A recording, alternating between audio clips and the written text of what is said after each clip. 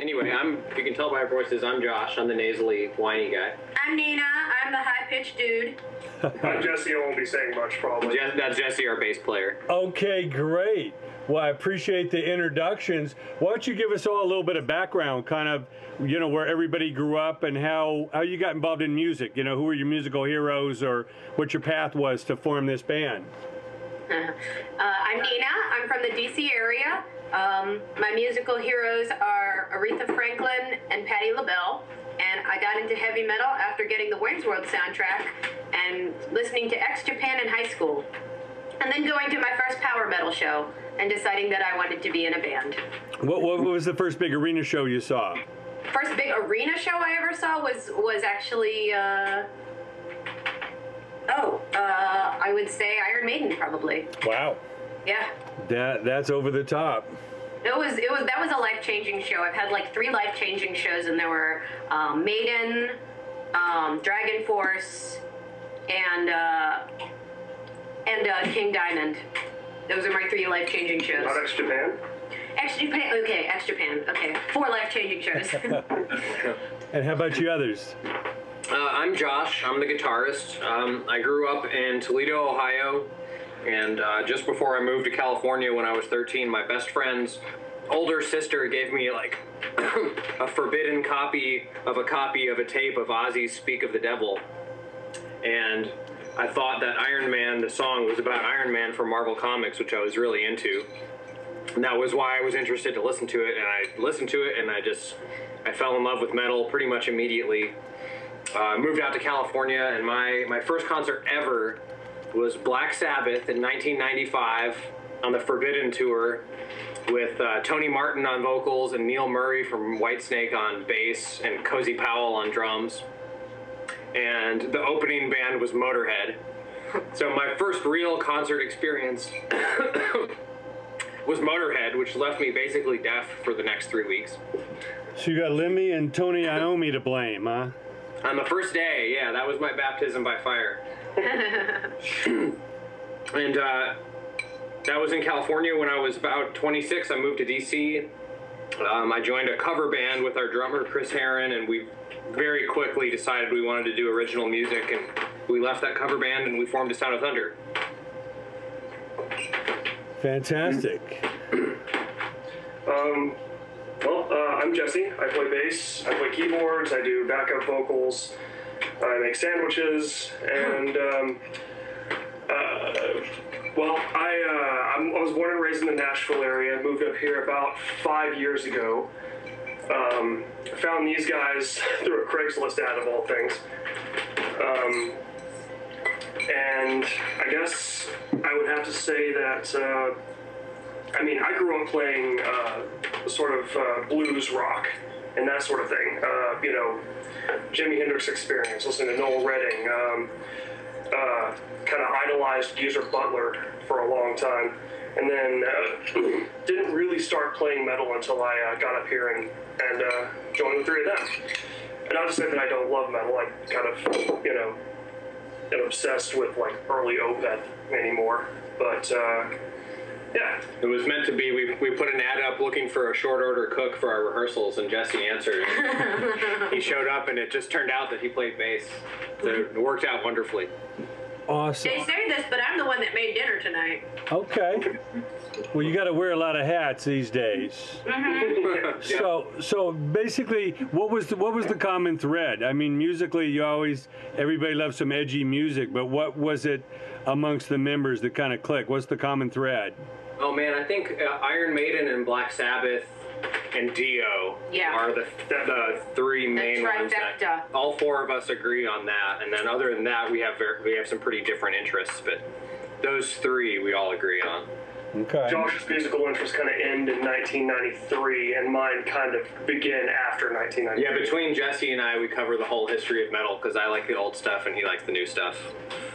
Yeah, I mean, there was some real classics that are still a blueprint that people use today, And what do you think it is about some of those early bands that sound so timeless? I mean, for me, there was more of a focus on melody back then, and I'm not really interested in who can be heavier than who or who can be faster than who. and I do like a little bit of a more organic bluesy element in my hard rock and metal. And so I'm not super interested in like real mechanical stuff with super fast kick drums. Not that there's anything wrong with that, but I don't know what it is. I've always gravitated towards that older style, 70s style metal. See, you say that, and we both can agree on one thing about who's the heaviest, and that's Tony. Well, Tony Iommi will forever be the heaviest. Yeah, it's like there's nobody heavier. Yeah. Yeah, and the king is about to do his last tour, so we all hail the king. Yeah, for sure. But now I know it started with Metal Renaissance, and then of course Out of the Darkness, Time Zero, The Lesser Key of Solomon. How do you feel the band has evolved? What is important that you bring to this new album as far as the growth of the band? Well, I think we've definitely become better and better songwriters as we've moved on. And we've become better players. On the Lesser Key, I think we expanded into a little proggier territory. And on the new one, I think we've done a good job of keeping the prog influence, but the arrangements are a little bit shorter, still complicated, but a little more concise. And I think it's heavier with more energy. And this is probably our most consistent album as far as vibe. And we got to tell a complete story on the album, which was a ton of fun. Well, tell us about the title, Tales from the Dead Side, and what that means.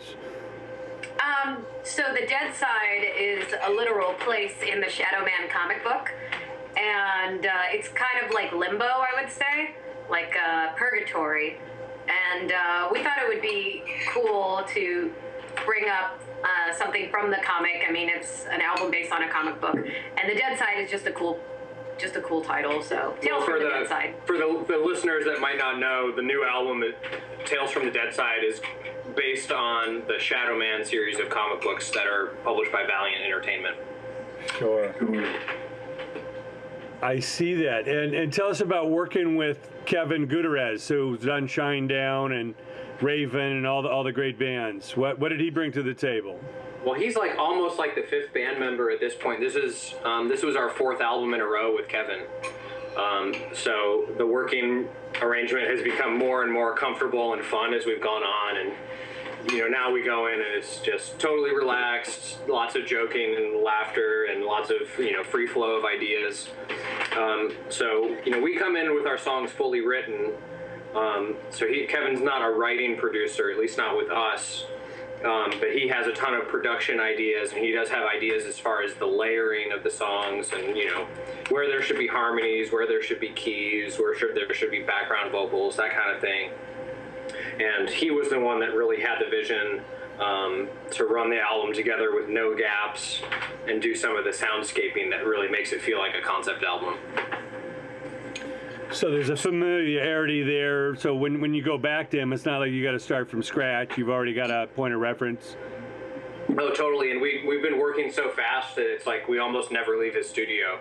This was our fifth album in 5 years. It seems like we're back in the studio with him pretty much every 6 months. Yeah. Fantastic. Now, Nina, as far as your vocals on this album, what are you most proud of, and where do you feel your growth has been? I'm really proud of Punk Mambo, because I was able to channel my inner John Gallagher and just cut through for an entire song. That was really fun. But there's a lot of high notes in this album that are completely clean, and that was a big challenge. So I'm very proud of those and the different styles that I'm able to go into. That was fun. Sure. And as far as life on the road these days, how do you guys find the balance? To keep it all together physically, mentally, and all the challenges that are thrown your way out there, bringing the rock to the people. Vodka and barbecue. No, well, we're completely independent, which our fans have allowed us to continue to be, as we've had such support from them on Kickstarter. But we found it most efficient to keep, in order to keep working, keep recording, and keep playing shows, is just doing quick hits, either long weekends or we'll go for like 10 days at a time. Generally, Nina books all our shows herself. and we've had some close calls with labels and turned down some offers, but it's just worked out the best for us to just stay completely independent. So when we go out on the road, we have a ton of fun. It's always like a culinary tour when we go on the road, and we find like usually a barbecue joint, but if not barbecue, some kind of good bizarre food in every town. We show up, we play, we drink, we hang out. That's what's about for us. It's like a vacation. For some. For me. Well, I know it's always easy if some labels handing you a bucket of cash, but there's a real heavy price to pay for that. Not only do you normally lose the ownership, but you lose that first position of getting paid. And as tough it is as an indie band, again, you can in essence eke out a career or a living on less sales, because obviously sales have diminished. So, what do you feel besides that is the upside of being, kind of your own boss and building your own company out? Honestly, on our end here in the United States, I don't feel like there's a lot that any label could do for us in our niche, because we're pretty much old-fashioned traditional heavy metal, and so we're not going to get on the radio. Even if we write the best traditional heavy metal song of all time, no radio station's going to pick it up, because they're just going to keep playing You've Got Another Thing Coming forever. A label, I think, would be a big help in Europe, because we have a hard time getting exposure over there. The shipping costs make it very expensive for fans to get our CDs and merchandise over there. So we would love to have a label help us in Europe and in South America and Japan also. But for here, being independent, we get total artistic control over everything we do. We run everything in-house. Nina does all our artwork. I do all the shipping. Jesse handles our merch, and we don't have to deal with any bullshit. That's pretty nice. Yeah, well, that's in. You got nobody to blame but yourself. That's a great way of putting it. Exactly. Nobody can tell you it's over unless it's you. You're in control. Yeah, and I mean, I don't know how deep you want to get into the details for your program, but just as an example, we love it. The more the better. Yeah, I mean, we get a check from CD Baby, which handles our digital distribution direct to iTunes and Amazon MP3 and Google Play and all that. So we get a check for that every 2 to 3 weeks, and it adds up. It's a few $1,000s a year. It's not a ton. But if we were to go with a label, presumably to get some kind of extra exposure or sales bump or whatever, that would go away, and that would all go through the label. And then we'd get a statement from them once every 6 months or once a year, and there'd be no way to audit the statement, and they would take a big percentage of it. And that's just one example of one of the things we would give up if we went with a label. But on the other hand, they would be paying for all the advertising, so... Right. That's true, but they probably wouldn't spend as much on advertising as we spend ourselves. That's true, too. Yeah, a couple key ads, you can basically call their shot yourself. One of the biggest problems with a label is they can run up a bill and then you have to pay it back at your royalty rate, So it's like you say, a few $1,000s may not be the end of the world, but it keeps certain things paid for the band to keep moving while you get out there on the road and make your merch and, ticket sales. Yeah, it adds up. And more importantly, we know that we'll always be our own #1 priority. And, when you're dealing with a label that may have dozens or even hundreds of artists, who knows if you can even get a call back when you need one, let alone you're going to be their top priority. Well, you guys got a great attitude as far as that goes. We hear from so many people looking for a record deal, but they really don't know what a record deal is. They think some, money's going to magically pour in from the heavens and nobody's got to pay it back. No, yeah, it's as far as we're concerned, it's until we find the right partner that really wants to help us and knows what we bring to the table, it just feels like another hand in our pockets and not that much benefit. So Sure. And when you have a hand in your pocket, you better be guaranteed a benefit. Yes. So I know you're trying to build out more and more in Europe and get that bridge. Are there any other territories you guys tour in Canada, or do you go down to Mexico or any other territories you've been? We have been to Montreal. That was a fun show. Yeah, Canada was a great place to play, and they've actually just altered their visa requirements. It'll make it even easier for us to go back. I want to go back. We haven't ventured to Mexico yet. We'd be interested, although I don't know if Nina would get kidnapped or whatever. Well, I'm the only Spanish-speaking person in the band, so I would get kidnapped. probably Jesse would get kidnapped. He's the prettiest one. Right. You could talk your way out of it, no question. Yeah. Well, yeah, it's a great wide world, and certainly the internet has helped in that regard. But also, a lot of this technology is, made it very challenging for all of us, to keep those little revenue streams coming in. What do you say to the younger generation as far as, that they really should value music? We all grew up loving music, and we didn't flinch at paying for music. And just because you can steal something doesn't mean it's right. And it's not only the band that gets paid, but again, it's the studio and the artist and the graphics and the all the whole ecosystem that really keeps this music industry alive. On one hand, they're just they're only getting, they're downloading the product, they're downloading the music and everything, and they're getting it for free. And so that's, on one hand, that's how they view what music is just, a batch of MP3s that they got off of uTorrent, right? On the other hand, it's not only that they're missing out on the physical product. In the short term, they're missing out on the physical product, right? The liner notes and everything, the written, the album art and the written lyrics. But in the long term, they're going to start missing out on not just the quality of the music and the players, but this variety that they're all getting to sort of soak in right now. The internet makes it available. You can listen to any kind of music, any kind of niche genre that you want. But the more the money dries up and the less people are paying for music, the more that's going to go away. There's a lot of interesting results from digital technology and cheap recording and cheap distribution. On the one hand, there's so little money left to be made that I think it's going to get rid of people that make music for the wrong reasons, because you have to be an idiot to go into music to get rich these days. So theoretically, if you're making music because you love it. I think that's good. And it's good that people are able to make music on the cheap because technology has become so cheap. But I think you can't lose track of the fact that having that cheap technology and the ability to record doesn't make up for the expertise of seasoned recording engineers and producers and the expertise that people build up over a lifetime making music.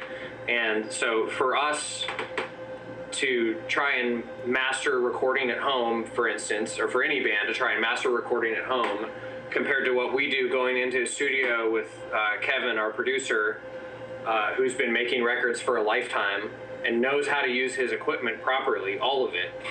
There's just no question you're going to get a better result. And, some people say, oh, it's selling out, you don't need money to make metal. Well, we're players, and we don't need to be spending our time, we don't need to dedicate years trying to learn all the ropes of recording engineering. That's not what we went into this to do. We write the songs and we play them, and I don't want to spend my time being a recording engineer. I'd rather be a musician. So, you're going to get a lot of music, and you're probably going to get a lot of very talented people, but I think you're going to get a lot of substandard recordings, and you're going to get a lot of fake stuff with auto-tune and programmed drums. And ultimately, if you don't support the artists that you love, the real quality stuff is going to go away because it's just going to be impossible.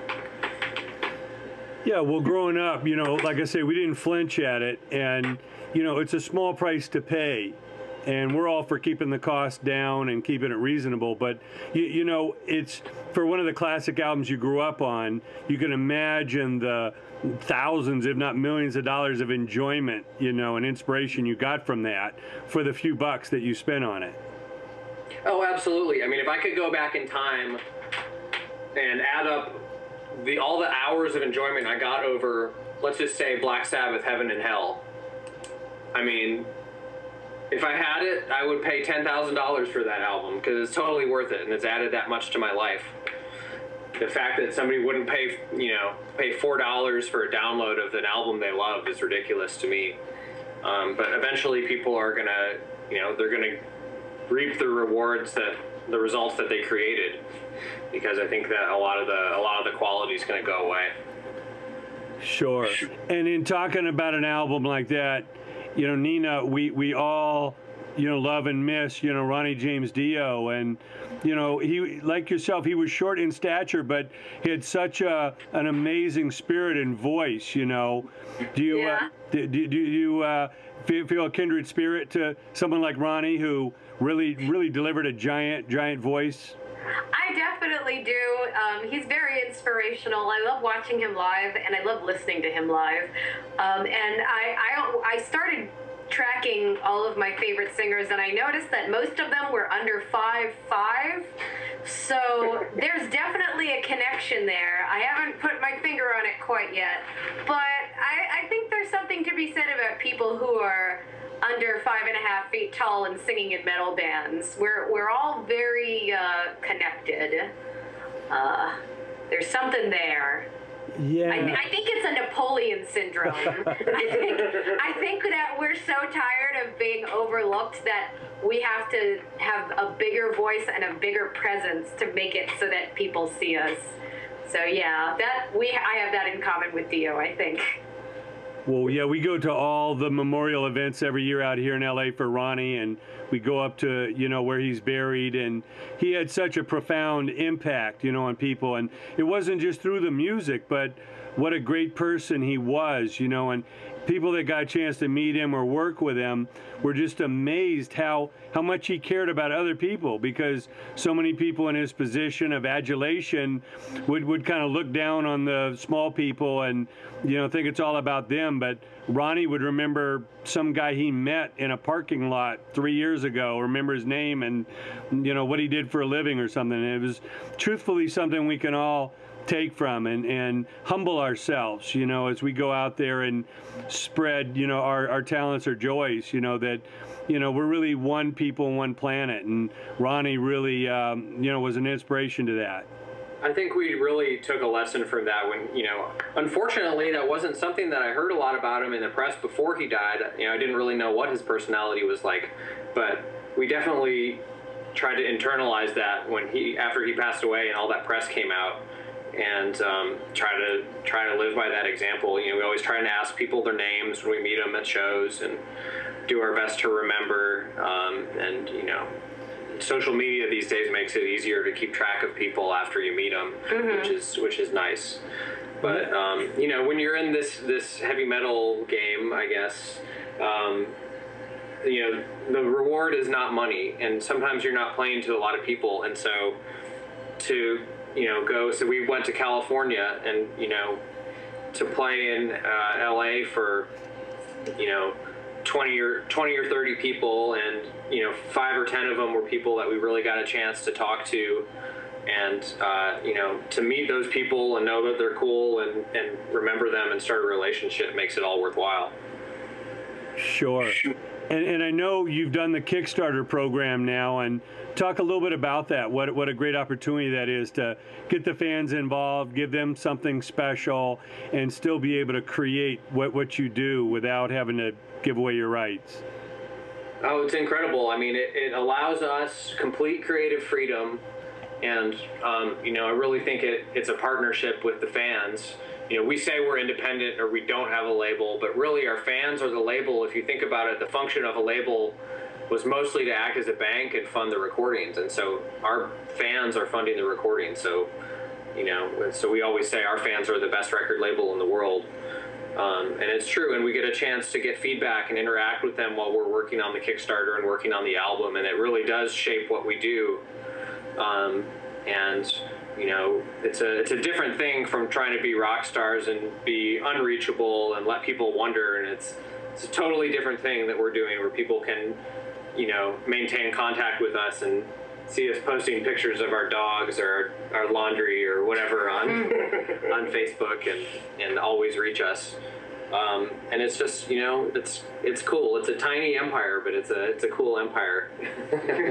Well, I know it adds to your creativity too, where you have an exclusive cover or limited edition colored vinyl or, you know, different packages. So it's another way for you guys to express yourself beyond the music and, you know, give the fans, you know, something very special. If you guys could go down the line in closing and just give a little tip to aspiring talent, you know, the band's coming up, the musicians or singers that aspire to do what you do, not so much on the business side, but, you know, give them a little advice as far as the level of commitment or passion they need to make to really stand out in this business. I would say, it's such a cliche, you do have to follow your passion. If you don't feel the desire to sit down and work on your music, then you're probably not meant to do music, or you're not doing the right kind of music. There's not enough money in this, or even a hope or a prayer of getting famous to do it for any of those reasons. So you need to just make the music you love.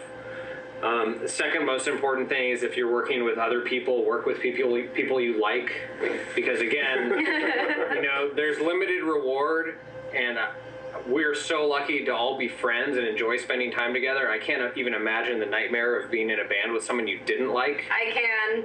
And well, I've been lucky. They've been there in previous bands, and it's difficult. And then, thirdly, I would say, you know, if you remove like bands at the level of the Rolling Stones or maybe Metallica from the level, other than that very top tier, like go all the way up to the top level of hard rock and heavy metal, and you're talking about people that probably aren't making that much money, and their wives are probably still supporting them, and you know, they probably aren't arrogant, and so don't get arrogant on the way up. Yeah. When you go from 500 Facebook followers to 2,000, don't think that you can show up at a gig or go online and be arrogant, because it doesn't matter how far up the ladder you go.